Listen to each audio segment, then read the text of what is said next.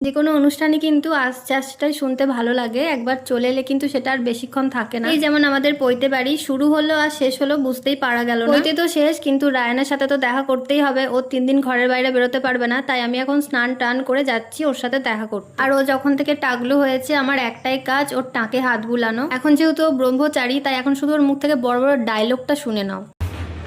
পৈতেটা একটু দেখা।